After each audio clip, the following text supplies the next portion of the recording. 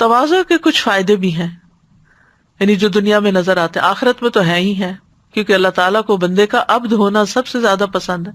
یعنی بندہ اپنے سب سے بڑے مقام پر اس وقت ہوتا ہے جب وہ سجدے میں ہوتا ہے، تواضع اختیار کر رہا ہوتا ہے. تواضع اختیار کرنے سے انسان کی عزت بڑھتی ہے. حدیث میں آتا ہے جو آدمی اللہ کے لیے تواضع اختیار کرتا ہے اللہ عز و جل اسے بلندیاں عطا کرتا ہے.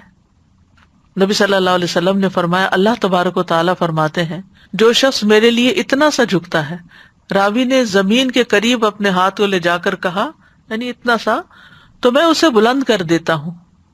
راوی نے آسمان کی طرف اپنا ہاتھ اٹھا کر دکھایا، یعنی جو اتنا سا بھی جھکتا ہے اللہ تعالیٰ اس کو اتنا بڑا کر دیتا ہے. قرآن مجید میں آتا ہے وبشر المخبتین، عاجزی کرنے والوں کو خوشخبری دے دیجیے. ایسے شخص پر آگ حرام ہے جو قریب رہنے والا، نرم اور آسان ہے، جنت میں لے جانے والی صفت ہے. تواضع اختیار کرنے والوں کے لیے آخرت میں بھی نعمتیں ہیں. تو تواضع کے فائدے کیا ہیں کہ انسان کی قدر و منزلت بلند ہوتی ہے، حق قبول کرنے اور اس پر عمل کی توفیق ہوتی ہے، حقیقی عزت ملتی ہے، اللہ کے ہاں بلند مقام ملتا ہے، بندوں کی محبت ملتی ہے، دین و دنیا کی مصلحت حاصل ہوتی ہے.